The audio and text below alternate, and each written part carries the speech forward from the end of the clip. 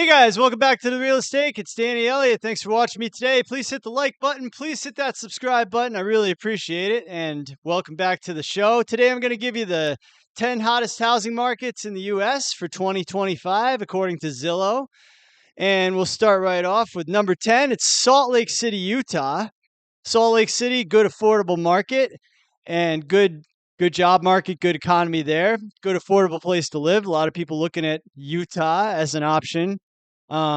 People coming from more expensive places in the country looking for affordable housing. So Salt Lake City is gaining in the rankings. They've moved up 18 points since 2024. So Salt Lake City, the 10th hottest housing market in the country.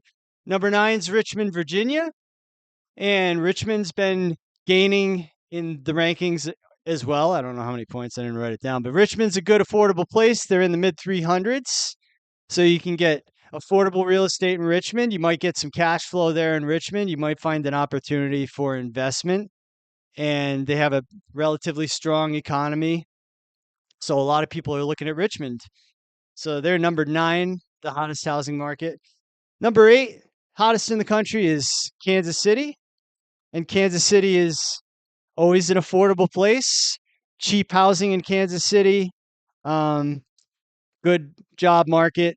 Good affordable place to live. I have family out in Kansas City that relocated from New England to Kansas City, and they love living there. It's right in the middle of the country. They got good barbecue, but it's not the most exciting place in the country, but you can get affordable real estate in Kansas City. Number 7 is Charlotte, North Carolina. Charlotte, North Carolina is a market I really like. Charlotte's a place where a lot of people are moving to. It's a more affordable market than a place like Raleigh, North Carolina, for example. Charlotte's a big metro area, lots of things to do, lots of entertainment, sports teams, a thriving city with a strong economy and a strong job market, and plenty of inexpensive housing. So you can find cash flow in Charlotte. You can find an affordable place to live in Charlotte and good transportation infrastructure. I would expect Charlotte to continue to appreciate over time. And if you got a house in Charlotte, the cash flows, and you want to sell your house quickly without a salesperson, you know what to do. Just give me a call at 850-588-9500. But I love North Carolina and South Carolina. I think those states are going to continue to appreciate over time. Number 6 is St. Louis, Missouri. Number 6 on the list of the hottest housing markets for 2025, according to Zillow. St. Louis is a high crime area with cheap real estate. St. Louis is a place where you can find cash flow. You might be looking at St. Louis as a more affordable place to live if you're from that area of the country, which I'm not. I don't know too much about Missouri. I've been there. I've been through there. But St. Louis is a very inexpensive market to buy in. So if you're looking for investments, if you're looking for cash flow, St. Louis might be a good value proposition. Number 5 is Philadelphia. Philadelphia is a low inventory, more expensive market. And, they're not building a lot of housing in Philadelphia these days. So with inflation, with all of the money printing, and with asset values increasing, I would expect Philadelphia to continue to get hotter because it is a place with a large metropolitan population, a lot of people looking to buy. So as long as the inventory stays low, Philadelphia will remain a hot housing market, just like number 4, Hartford, Connecticut. Hartford, Connecticut moved up 15 points in the rankings to number 4 hottest housing market in the country for 2025. And Hartford is another hot market right now.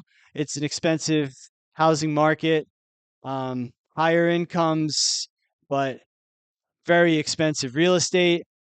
I would say higher incomes in the greater Hartford area, not in the city. Like the city population on an individual basis, the incomes were less than 30,000 per person. But if you do have a good job in Hartford, you might be looking for a house. And so things continue to heat up. There's a lot of people moving out of the New York metro area, moving off the Gold Coast, and Hartford is less expensive than places along the coast and in New York City. So there's a lot of people looking for value. And that's why Hartford has low inventory and higher asset values. And number three is Providence. Providence, the city where I was born. Rhode Island's a very expensive housing market. It's in a housing crisis right now, as the Journal notoriously, the standing headline of Rhode Island's housing crisis remains. Um, and we don't build any new housing in Rhode Island. That's just the way it is. The government makes it too difficult to build housing here. I know that they have a small development of 4 houses in Cranston, and they've been fighting over these 4 new houses for about 8 years now. The NIMBYs of Cranston are worried that the 4 children that live in those houses are going to overwhelm the school system. There's going to be massive traffic implications. And, we just can't build affordable housing in boomer neighborhoods where their asset values have increased 10x. So that's the situation in Rhode Island. And the Providence metropolitan area will continue to increase in value and continue to appreciate.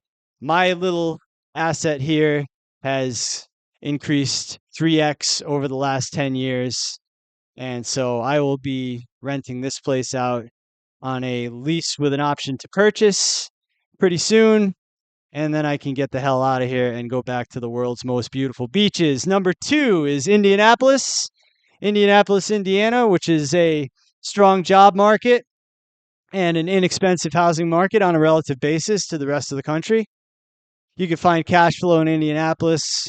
It's a good market for investors, also a good market for first-time home buyers. So a lot of people looking at Indianapolis right now, and that's why they are the number 2 hottest housing market in the country. And number 1 hottest housing market in the country for 2025 is Buffalo, New York. Just like 2024, Buffalo, New York, conveniently located next to the 51st state and also a strong job market. You can get a house in the high 200s, low 300s range. So potential for cash flow, good economy in Buffalo, lots of jobs, lots of economic opportunities, and good affordability relative to the rest of the northeastern U.S. Now I'm going to give you my 10 coldest housing markets for 2025, starting with number 10, and that's Portland, Oregon. Not the main Portland, the Oregon Portland. They are 47th in the country, so they've dropped 10 points in the rankings to 47. Asset prices coming down in Portland, getting cheaper, but nowhere near affordable. LA, same situation. It's getting cheaper. They've dropped 11 points to number 34 in the country. LA is going to continue to get a little bit cheaper, and I think it's going to get really expensive once we figure out if there are going to be any houses left in LA County. We're still trying to find out if Gavin Newsom and Karen Bass can talk the fire out without using water. Just a sad situation out there with the way that they've managed that beautiful place. Number 8, coldest housing market in the country, Louisville, Kentucky. They're in number 26 in the country. They've dropped 12 points in the rankings. Louisville, Kentucky, getting more affordable. Not sure. I don't have too much information about Kentucky. It's not a place I've ever been to. But if you're looking in Louisville, if you're in that market, leave a comment below. Let me know if you're finding value in Louisville, or if you're looking in that market and what it's looking like as far as the inventory situation. But according to this list, it's getting more affordable year over year. Number 7. Number 7 is going to be Orlando, Florida. And I know about Orlando, Florida. It's a market I follow, and I'm in Florida. I watch Orlando, and Orlando is definitely on the decline right now. Orlando's got a lot of Airbnb.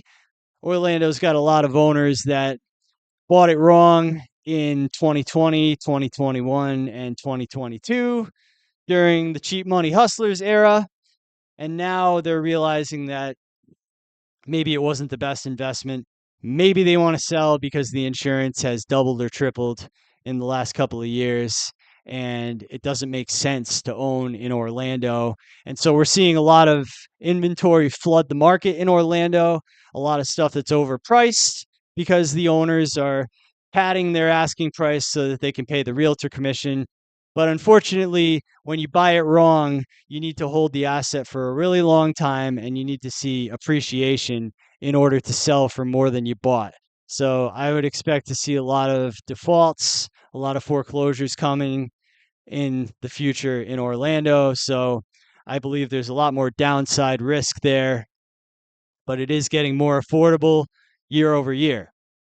Number 6, Chicago, Chirac. Now 39th in the country. They've dropped 17 points in those rankings. So rapidly cooling in Chicago, the Windy City, the cold city of, well, high crime city. It's getting cheaper, but not sure why you would want to buy there. But if you are in Chicago, let me know in the comments. You can leave me some hate, but Chicago's not one of my favorite markets, to say the least. Number 5 is Atlanta, and Atlanta is another bubblicious market. A lot of owners bought them wrong. They were enticed. They paid over the asking price during the crisis, and they drove up the asset values. Georgia, not the highest income place on the planet Earth. And so you have a lot of these owners who are trying to get out only 24 or 36 months after they got in. And that's never a good thing. And we're just not seeing the crazy appreciation that we saw over the 2020 to 2022 period. So you're going to see a lot of inventory in Atlanta. You also have a lot of Class A commercial, multifamily, residential coming online.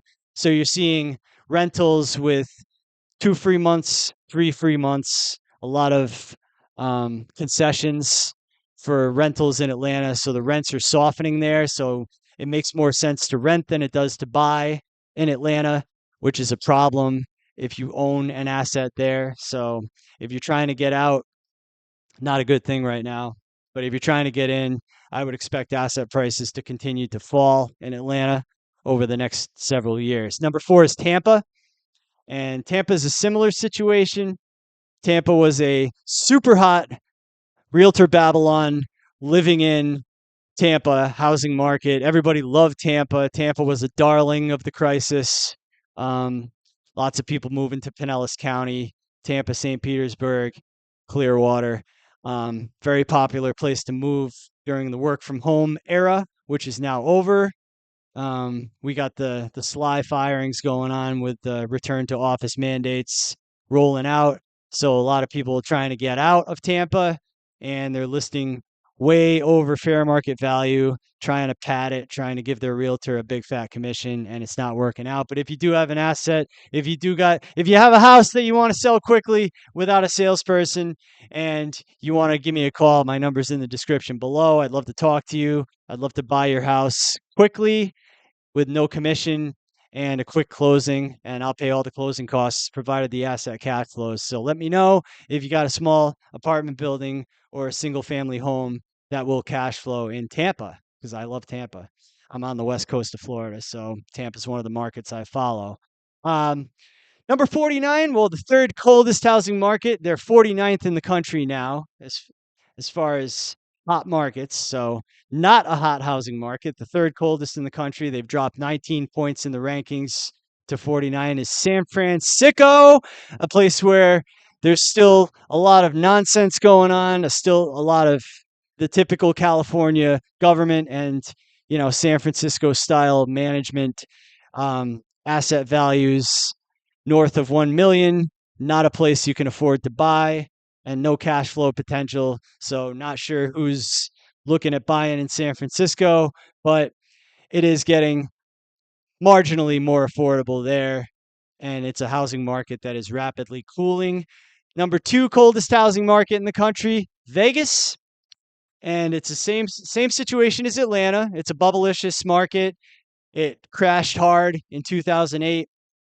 It's got a lot of Class A residential, multifamily, commercial coming online, and those are going to have to be leased up with 2 or 3 months free rent and concessions. So I would expect that the rents would be soft in Vegas for the next couple of years, and then I would expect it to take off like a rocket ship because I think you're going to see a lot of people from LA County come to grips with the reality that their government is not going to allow them to build their house again the way they had it before. You're going to see a lot of problems with people rebuilding. You're going to see a lot of mortgage defaults. You're going to see a lot of foreclosure coming in Los Angeles. And those poor people are going to have to go somewhere. And Vegas has been benefiting from that for several years now. Vegas is a very successful market and a lot of jobs in Vegas, not very high paying jobs, but there is economic prosperity in Vegas. A lot of, it's a business friendly place, not like Los Angeles. It's a cheaper place to live than California. So a lot of people will be moving to Vegas. But right now, it's the second coldest housing market in the country. So it might be a time when you want to keep an eye on Vegas, and there might be an investment opportunity for you over the next couple of years. And the number one coldest housing market in the country is Memphis, Tennessee. Memphis is a notoriously high crime place with very low asset prices. You can get a house in Memphis for $15,000 in certain neighborhoods, and then you could move in a tenant and straight rent your house for $900, and then the tenant does $30,000 worth of damage. So, it's a tough place, but if you're in Memphis, you know what zip codes to look for, and you're not looking all over Memphis. You're only looking in pockets of Memphis, which are better neighborhoods.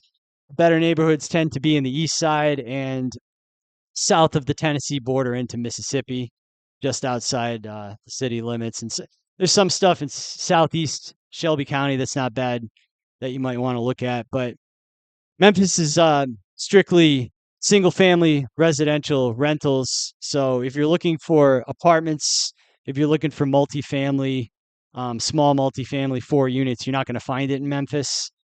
Um, and like I said, the appreciation opportunities more in the east side of the city. Although Raleigh's a nice neighborhood, not bad. You can get stuff that cash flows in Raleigh, and so there is investment opportunity. But Memphis rapidly cooling, inventory flooding in from some of these corporate landlords that bought everything.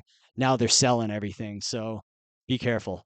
And that's all I got for you guys today. Hopefully you enjoyed the video, and thanks for sticking with me till the end. Please hit the like button and please subscribe to the channel for more. And thanks so much for watching. I'm Danny Elliott.